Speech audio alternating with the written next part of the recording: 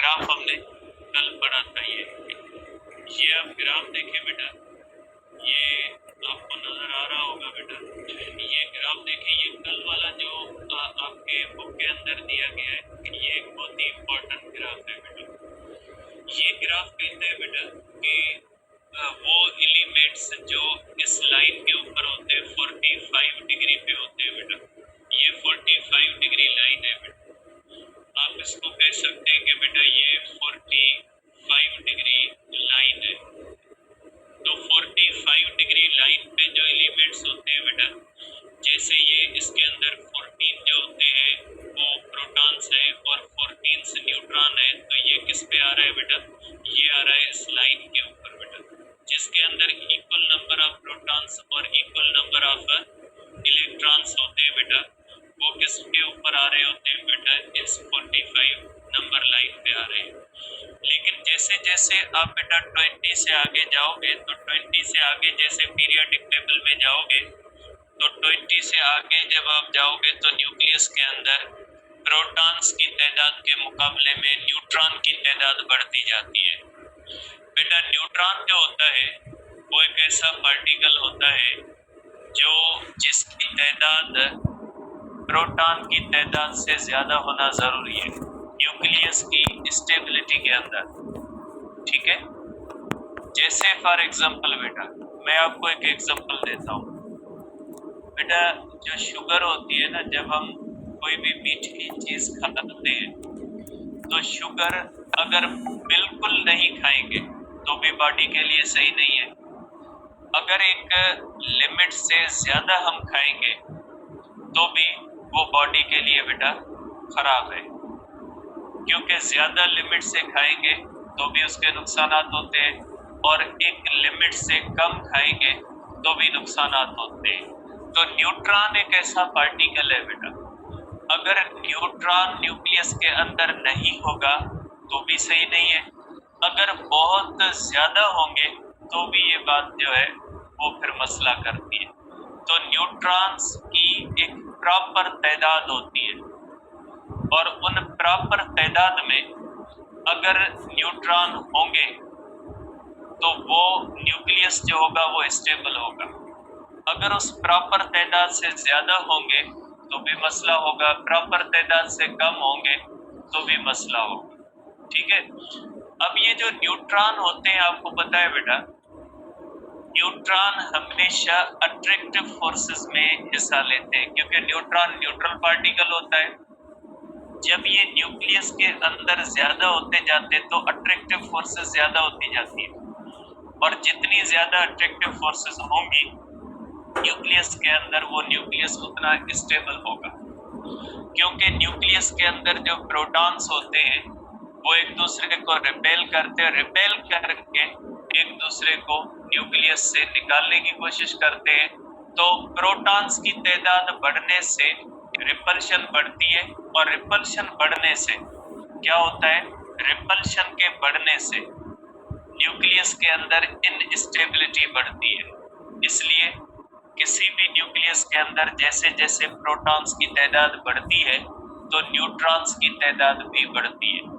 लेकिन बढ़ते बढ़ते प्रोटॉन्स की तादाद एक लिमिट से अगर ज्यादा होती है तो न्यूट्रॉन्स की तादाद फिर भले बढ़ाते जाओ, लेकिन वो न्यूक्लियस जो होता है फिर अनस्टेबल रहता है, फिर उनके अंदर इनस्टेबिलिटी आ जाती है। जैसे फॉर एग्जांपल के पीरियोडिक टेबल के अंदर अगर आप 20 नंबर से आगे जाओगे तो उसमें प्रोटॉन्स और न्यूट्रॉन्स की तादाद अनबैलेंस्ड होना शुरू हो जाती है। तकरीबन 20 राउंड अबाउट तक बैलेंस्ड होती है, और 20 से अगर आगे जाओगे तो प्रोटॉन्स के मुकाबले में न्यूट्रॉन्स बढ़ते जाते हैं, इसलिए कि उस न्यूक्लियस के अंदर प्रोटॉन्स के बढ़ने की वजह से रिपल्शन बढ़ती है, और रिपल्शन को ओवरकम करने के लिए न्यूट्रॉन्स का होना जरूरी है।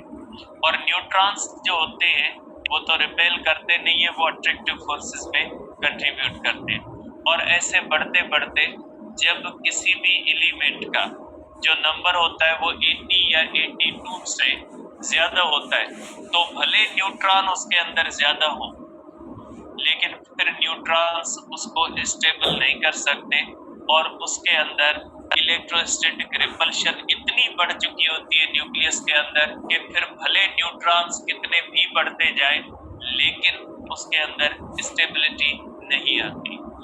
तो न्यूट्रॉन्स की तादाद जो होती है वो स्टेबिलिटी के लिए जरूरी होती है, लेकिन एक हद तक न्यूट्रॉन न्यूक्लियस को स्टेबल रख पाते हैं, लेकिन उस हद से आगे भी अगर प्रोटॉन्स की तादाद बहुत ज्यादा हो जाती है तो भले कितने भी न्यूट्रॉन्स हो लेकिन वो न्यूक्लियस को स्टेबल नहीं रख सकते। ठीक है, तो ये ग्राफ इसी बुनियाद पे बनाया गया है कि जैसे शुरू वाले एलिमेंट्स है उनके अंदर न्यूट्रॉन्स और प्रोटॉन्स की तादाद इक्वल होती है बेटा, तो उसको कहाँ पे रखा गया है, इस लाइन के ऊपर। जैसे जैसे 20 से आगे जाएंगे न्यूट्रॉन्स की तादाद बढ़ती जाएगी बेटा, और न्यूट्रॉन्स की तादाद बढ़ते बढ़ते जब ये यहाँ पे आ जाएगी बेटा, इस तरह से आ जाएगी बेटा, तो यहाँ पे आप देख सकते हैं बेटा कि इस तरह से जो है वो एक हद आती है जिसका रेशियो मैंने किया था 1.6। 1.6 से जब रेशियो बढ़ जाएगा तो रेडियो एक्टिविटी शुरू हो जाएगी बेटा। और ये कलर दिए गए हैं, ये इस एरिया के अंदर बीटा एमिशन होती है, अल्फा एमिशन कौन सी का पे कौन सा होता है, इसको आप कह सकते हैं कि ये जो है वो इस तरह से जो है वो अनस्टेबल होते हैं या उसमें से रेडियो एक्टिविटी होती है। इसको कहा जाता है बेटा सेफ बेल्ट। 82 तक बेटा सेफ बेल्ट होता है। सेफ बेल्ट का मकसद है वो एटम्स जो उस रेंज के अंदर रहते हैं, जो स्टेबल होते हैं, उनको कहा जाता है वो सेफ बेल्ट के अंदर है। लेकिन वो जो रेडियो एक्टिव होते हैं उसके बारे में हम कहेंगे कि वो सेफ बेल्ट के अंदर नहीं होते। अब यहाँ पे बहुत ही इंटरेस्टिंग डेटा है कि कौन से एटम्स जो होते हैं, अब ये हमें ग्राफ बता रहा है कि 1.6 वाली बात हमें कौन बता रहा है, ग्राफ बता रहा है। ठीक है, ग्राफ हमें ये बात बताता है कि जब न्यूट्रॉन टू प्रोटॉन रेशियो 1.6 हो जाता है तो उनका नंबर 82 से अबोव हो जाता है, 80 से अबोव हो जाता है, वो रेडियो एक्टिव हो जाते हैं। यहाँ पे बहुत ही एक इंटरेस्टिंग नंबर गेम होती है जिससे हमें पता लगता है कि कौन सा एटम जो होता है वो स्टेबल है और कौन सा एटम अनस्टेबल है। बेटा ये आपके बुक के अंदर तो नहीं है, लेकिन आपकी इंफॉर्मेशन के लिए बेटा ये मैंने यहाँ पे मैं आपको ये भेज देता हूँ, इसको देखिएगा बेटा, इसको पढ़िएगा। सिंध के अंदर एक लाइन लिखी हुई है, वो लाइन इसी से आती है बेटा। देखिए बेटा, ये जो होते हैं ये स्टेबिलिटी का एक बेटा इस तरह से है कि देखिए किसी भी न्यूक्लियस के अंदर प्रोटॉन्स की तादाद और न्यूट्रॉन्स की तादाद बेटा अगर ऑड है मींस 4 है तो ये लीस्ट स्टेबल है बेटा। स्टेबिलिटी देखिए बेटा, जिसके अंदर ऑड नंबर के प्रोटॉन्स और न्यूट्रॉन्स है बेटा, ठीक है, तो इस तरह से बेटा ये जो होता है वो लीस्ट जो है वो स्टेबल होता है बेटा।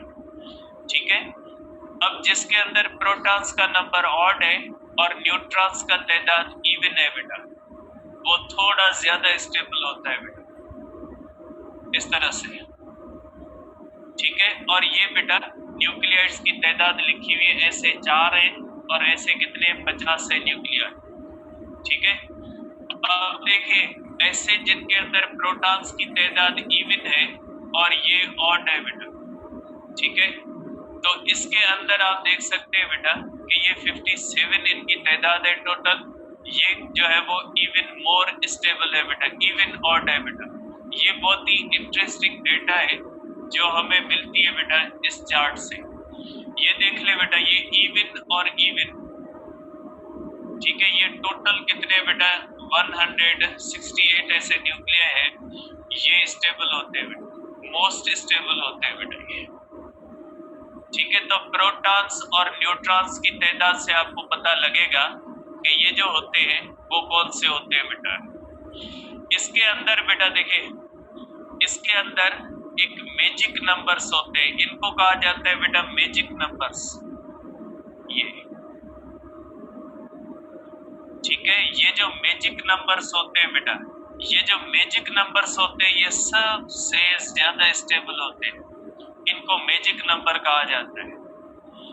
ठीक है, ये मैजिक नंबर वाले होते हैं जिनके अंदर जिनका नंबर 2, 8, 20, 28, 50 होता है बेटा, ये मैजिक नंबर्स कहलाते हैं, सबसे ज्यादा स्टेबल। डिटेल्स लिखी हुई है बेटा, मैं डिटेल्स आपको भेज देता हूँ, थोड़ा देख लीजिएगा।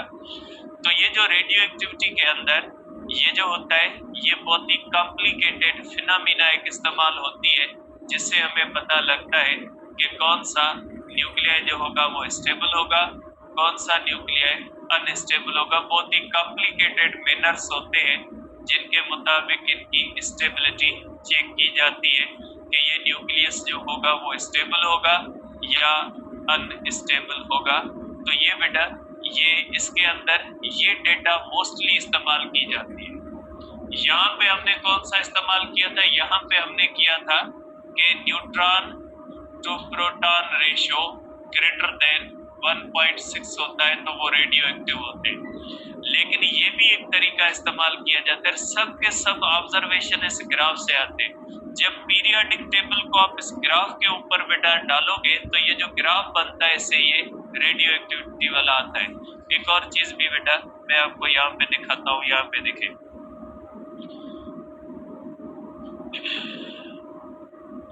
ये देखिए बेटा, ये मैजिक नंबर्स जो मैंने आपको दिए ना इनके लिखे हुए, ये मैजिक नंबर्स है बेटा।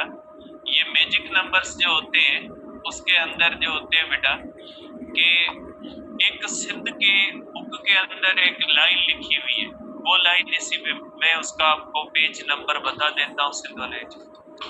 सिंध वाला बेटा मैं आपको बता देता हूँ, एक लाइन लिखी हुई है जो बहुत ही कंफ्यूजिंग लाइन होती है, वो लाइन इन मैजिक नंबर्स की है बेटा। मैं आपको बता देता हूँ कि ये लाइन कहाँ पे लिखी हुई है।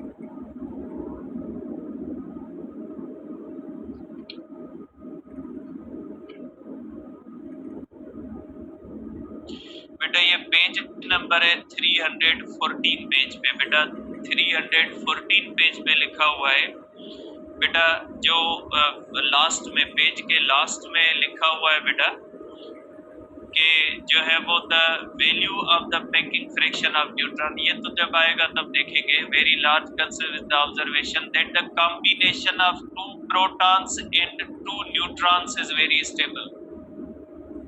यहाँ पे ये लाइन लिखी हुई है कि ऐसा न्यूक्लियाई जिसके अंदर 2 प्रोटॉन होते हैं और 2 न्यूट्रॉन होते हैं वो बहुत ज्यादा स्टेबल होता है बेटा, मींस 2 नंबर वाला। और 2 नंबर वाला किस में आता है बेटा, ये हमारे पास मैजिक नंबर के अंदर आता है। ये आप देख सकते हैं बेटा, ये 2 वाला मैजिक नंबर के अंदर आता है। और कौन सा आता है, हीलियम आता है। ठीक है, और क्या है बेटा, ये बहुत ही इंपॉर्टेंट है। Experimentally observe that the He2 4 with Zn equal to 2 and oxygen 16 8 with Z 8 are stable। ठीक है बेटा, ये जो लाइन आती है ये मैजिक नंबर से आती है। तो जब आप किसी पीरियोडिक टेबल को इस ग्राफ के ऊपर डालोगे, आप इस तरह से एक साइड पे न्यूट्रॉन नंबर और दूसरी साइड पे प्रोटॉन नंबर लिख के आप इस तरह से ग्राफ बनाते हो, तो ये ग्राफ आपको ये स्टडी देता है। एक ग्राफ और एक्सपेरिमेंट, जब आप एक्सपेरिमेंट करके, जाहिर है ग्राफ एक्सपेरिमेंट की बुनियाद पे आएगा, तो जब आप इसको इस तरह से देखोगे तो इन नंबर्स वाले जो होते हैं ये ज्यादा स्टेबल होते हैं। इनको बेटा थोड़ा देख लीजिएगा, क्योंकि इसके अंदर जो ये चैप्टर्स है इनके अंदर जो पीएमसी की टेस्ट आई थी वो ज्यादातर जो है वो कॉन्सेप्ट बेस्ड आई थी लास्ट टाइम जो फिजिक्स की। तो ये बेटा इसको ध्यान में रखिएगा कि मैजिक नंबर क्या होते हैं, इनकी डिटेल्स लिखी हुई है बेटा। अब ये रीजंस क्या है इनके पीछे, इन रीजंस के अंदर नहीं जाना, क्योंकि ये रेडियो एक्टिविटी के अंदर जो न्यूक्लियर फिजिक्स होती है, इसके अंदर बहुत ही कॉम्प्लिकेटेड फिनोमिना जो होती है वो इन्वॉल्व होती है। उसके बाद ये ऑब्जर्वेशंस आते हैं। आपने इतना पीछे नहीं जाना इनके रीजंस में कि आप अपना टाइम वेस्ट करो। इसके बाद जो है वो बेटा हम आगे डिस्कस करते हैं। जो हमारा नेक्स्ट टॉपिक है आज रेडियो एक्टिविटी बेटा, ठीक है। अब देखिए बेटा, इसके बाद है हमारे पास बेटा जो हमारा नेक्स्ट टॉपिक है रेडियो एक्टिविटी बेटा। रेडियो एक्टिविटी किसको कहा जाता है बेटा? रेडियो एक्टिविटी का मकसद होता है बेटा कि ये जो हमारे पास होता है बेटा स्पॉन्टेनियस। हमने बेटा देखे दो चीजें पढ़ी थी इससे पहले, हमने लेजर में बेटा पढ़ी थी। मैं ईयर देख लूं बेटा इसका जो है वो कब इसको डिस्कवर किया था बेटा बकेरल ने, ठीक है। ईयर बेटा है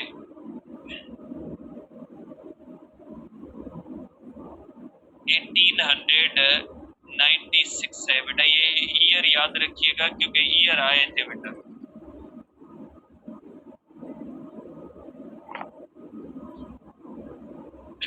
बेटा रेडियो एक्टिविटी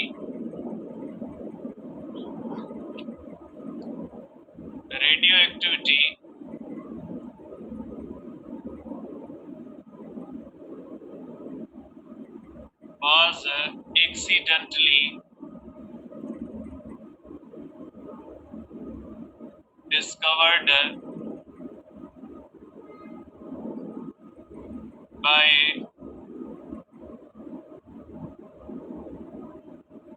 Becquerel in 1896 बेटा। 1896 में हेनरी बकेरल ने बेटा एक अजीब फिनोमिना डिस्कवर की जिसको कहा जाता है radio activity.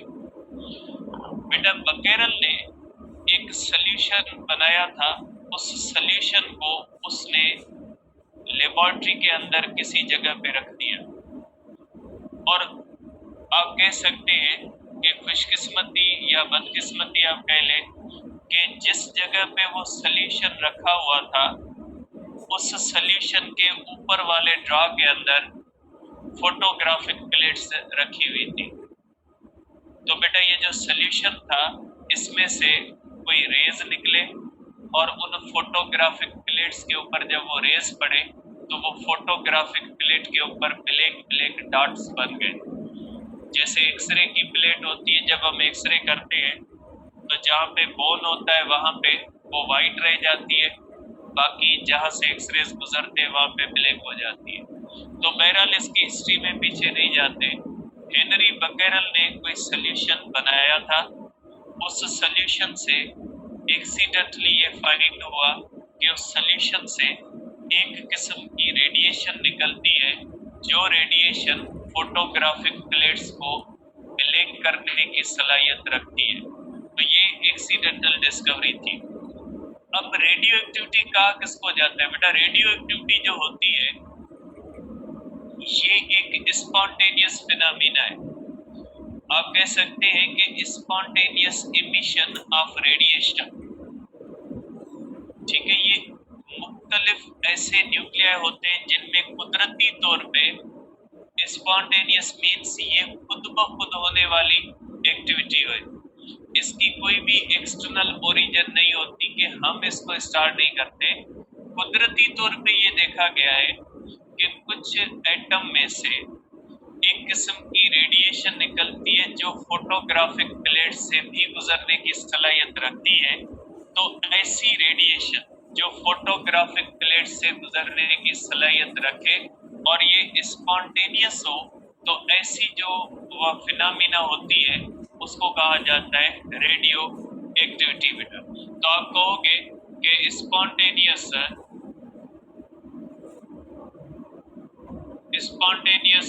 emission of radiation from some nuclei is called radioactivity बेटा। रेडियो एक्टिविटी आप कहेंगे कि फिनोमिना ऑफ स्पॉन्टेनियस इमिशन है बेटा। स्पॉन्टेनियस इमिशन का मकसद है खुद ब खुद होने वाली होती है बेटा। और इसने जो है वो बेटा, जो बकेरल ने था उसने यूरेनियम के अंदर ये बात डिस्कवर की थी। बकेरल ने ये डिस्कवर किया कि यूरेनियम में से एक किस्म की रेडिएशन निकलती है और उसी को रेडियो एक्टिविटी कहा गया। अब बकेरल की ऑब्जर्वेशन क्या, ये बहुत ज्यादा इंपॉर्टेंट है, ठीक है। ये आप ये ध्यान में रखिएगा, ये इसकी जो बकेरल की ऑब्जर्वेशन है ना, ये ऑब्जर्वेशन है बहुत ज्यादा जो है वो इम्पोर्टेंट है बेटा। तो आप कह सकते हैं कि बेटा Becquerel observed radio activity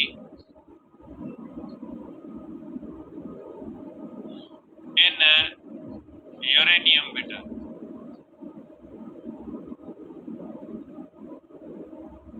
uranium nuclei के अंदर इसने जो है वो ये रेडियो एक्टिविटी ऑब्जर्व की। इसके ऑब्जर्वेशंस कौन से हैं बेटा? इसके ऑब्जर्वेशंस कौन से हैं बेटा? पहला ऑब्जर्वेशन ये है बेटा, इसने ये ऑब्जर्व किया कि ये जो रेडियो एक्टिविटी का प्रोसेस है ये इंट्रिंसिक है यूरेनियम के अंदर। इंट्रिंसिक का मकसद है इसके ऊपर किसी भी एक्सटर्नल फैक्टर का असर नहीं होता।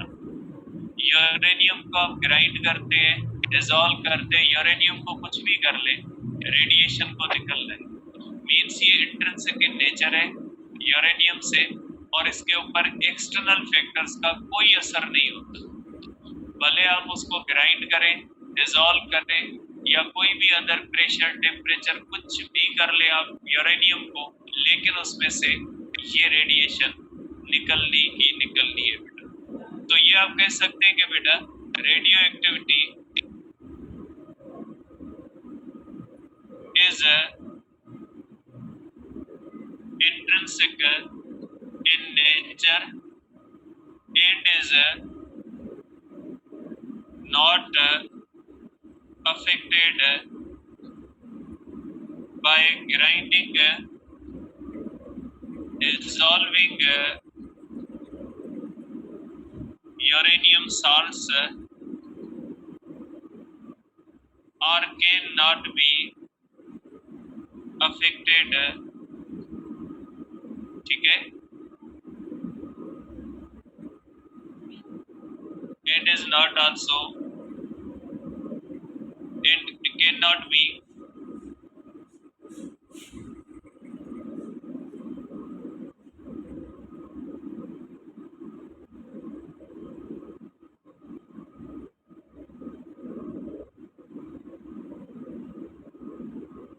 affected by external factors. बेटा एक्सटर्नल फैक्टर्स कौन से होते हैं बेटा? एक्सटर्नल फैक्टर्स में बेटा प्रेशर, टेम्परेचर, मुख्तलिफ चीजें होती है बेटा। प्रेशर होता है, टेम्परेचर होता है, और भी बहुत सारी चीजें होती है जिनसे इस पे कोई भी फर्क नहीं पड़ता बेटा, ठीक है। तो बकेरल का ऑब्जर्वेशन क्या था कि ये जो रेडिएशन यूरेनियम से निकलती है ये इंट्रिंसिक नेचर के अंदर होती है, कोई फर्क इस पे नहीं पड़ता कि आप यूरेनियम को ग्राइंड करते हैं, डिसॉल्व करते हैं, टेम्परेचर बढ़ाते हैं, प्रेशर इसको रेस को निकलना होता है, क्योंकि ये स्पॉन्टेनियस एक्टिविटी होती है और ये हर न्यूक्लियस से नहीं होती, ये मुख्तलिफ जो है वो न्यूक्लिया से होती है। डिफरेंट न्यूक्लिया जिनकी आपको रेशियो पता है कि कौन कौन से न्यूक्लिया से होती है बेटा। दूसरा ऑब्जर्वेशन होता है बेटा कि intensity of radiation depends upon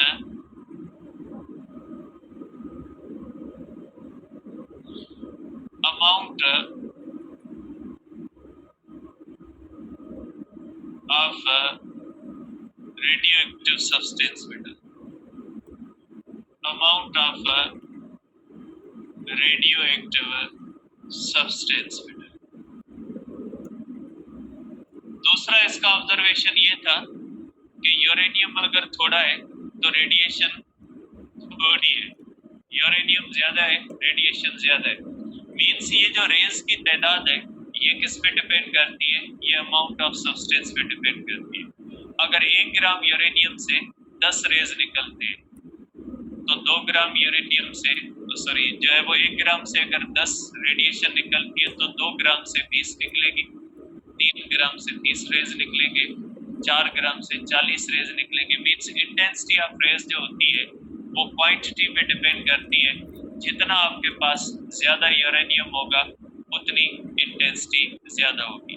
और बकेरल ने यह समझा था कि ये सिर्फ यूरेनियम के अंदर होती है।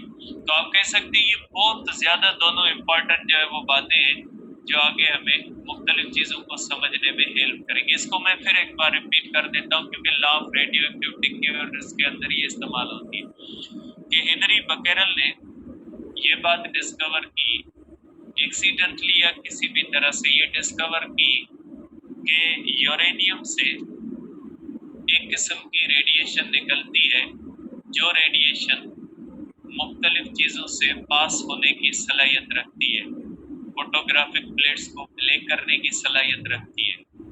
और ऐसी फिनामिना ये स्पॉन्टेनियस फिनामिना होती है, खुद ब खुद होने वाली फिनामिना है, इसके ऊपर किसी भी फैक्टर का असर नहीं होता। तो ये स्पॉन्टेनियस एक्टिविटी कहलाई।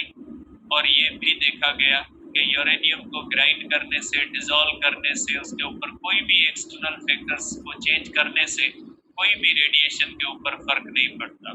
और बकेरल ने दूसरी जो है वो बात डिस्कवर की कि ये जो रेडिएशन होती है इसकी इंटेंसिटी जो होती है ये डिपेंड करती है amount of radio active nuclides के ऊपर, कि जितने न्यूक्लियाई आपके पास रेडियो एक्टिव ज्यादा होंगे उतनी इसमें से निकलने वाली रेडिएशन जो होगी वो ज्यादा होगी। मीन्स इंटेंसिटी ऑफ रेडिएशन जो होती है वो किस पे डिपेंड करती है, इंटेंसिटी ऑफ रेडिएशन जो होती है वो डिपेंड करती है जो है वो अमाउंट ऑफ सब्सटेंस पे। अब इसके बाद बेटा जो दो और थे बेटा, इसके अंदर लिखा हुआ है आपके बुक के अंदर बेटा कि मेरी एंड पेरी क्यूरी ने दो और डिस्कवर किए बेटा इन 1800 बेटा 1898 बेटा 1898 है मेरे ख्याल में, हाँ 1898 बेटा मेरी एंड, ठीक है बेटा, मेरी एंड पेरी क्यूरी बेटा,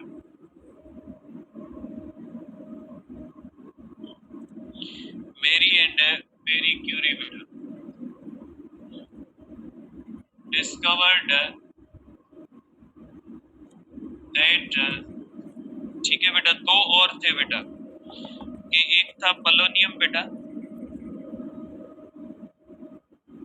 ये बेटा ध्यान में रखिएगा, याद रखिएगा, ऐसी चीजें आएंगी बेटा।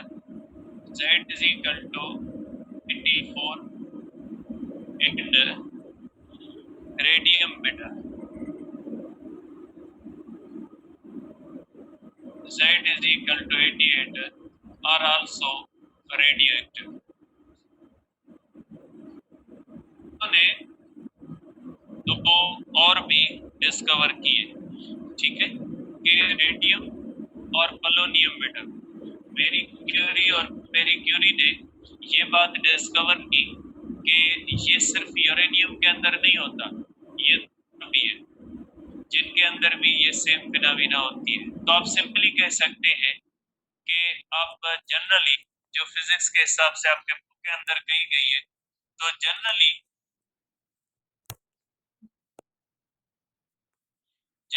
Nuclei with Z greater than 83 और रेडियो एक्टिव। ये आपके बुक के अंदर लिखी हुई है बेटा, इसके हिसाब से मैं लिख रहा हूँ। पंजाब के अंदर भी शायद लिखी हो लेकिन मैंने वो वैल्यू नहीं देखी, लेकिन सिंध के अंदर ये वैल्यू 83 दी हुई है बेटा। अब पंजाब के अंदर देखिएगा 80 82 भी आता है, तो उसके अंदर कौन सी चीज देखी गई है, इसको भी देखिएगा बेटा। अब ये जो बेटा टाइप्स ऑफ रेज होते हैं, कि ये जो रेडियो एक्टिविटी तो बकेरल ने डिस्कवर की थी। अब अगर हम देखते हैं बेटा कि ये जो टाइप्स ऑफ रेज है बेटा, कि अल्फा, बीटा या गामा, कि ये तीन किस्मों के रेज होते हैं, ये बकेरल ने नहीं कहा था, ये जो है वो रदरफोर्ड और उसके कोवर्कर्स ने डिस्कवर किया था, कि ये जो यूरेनियम से, पोलोनियम से या इनसे ये जो रेडिएशन निकल रही है, इनकी कितनी किस्में हैं, इनको ये हमें बताया था रदरफोर्ड ने बेटा। ठीक है, रदरफोर्ड ने और उसके कोवर्कर्स ने बेटा, रदरफोर्ड एंड हिज कोवर्कर्स बेटा, coworkers discovered that radiation is of three types बेटा। ठीक है, इसके जो है वो मुख्तलिफ एक्सपेरिमेंट किए। इसके अंदर एक एक्सपेरिमेंट तो ये था बेटा कि रेडियो एक्टिव सब्सटेंस को रखा गया, एक साइड पे पॉजिटिव प्लेट रखी गई, एक साइड पे निगेटिव प्लेट रखी गई, और यहाँ पे एक और प्लेट रखी गई बेटा। तो ये देखा गया कि कुछ रेस पॉजिटिव प्लेट की तरफ जाते हैं, कुछ निगेटिव की तरफ जाते हैं, कुछ अनडिफ्लेक्टेड जाते हैं। तो जो रेज पॉजिटिव की तरफ जा रहे थे वो रेज निगेटिव है, जो निगेटिव प्लेट की तरफ जा रहे थे वो पॉजिटिव है, और ये जो होते हैं ये न्यूट्रल होते हैं। तो इन्होंने तीन किस्मों का कहा बेटा। अल्फा पार्टिकल, इसमें अल्फा पार्टिकल है बेटा। अल्फा पार्टिकल जो होता है बेटा, इसको हम हीलियम न्यूक्लियाई कहते हैं बेटा। ये चीजें आपको पता है बेटा, हीलियम न्यूक्लियाई बेटा, इसका Z2 होता है और A जो होता है बेटा 4 होता है, और इसकी स्पीड लिखी हुई है बेटा। स्पीड आप जो है वो मैं लिख देता हूँ कि ये किस स्पीड से निकलता है बेटा। ठीक है, इसकी स्पीड जो होती है ये होती है बेटा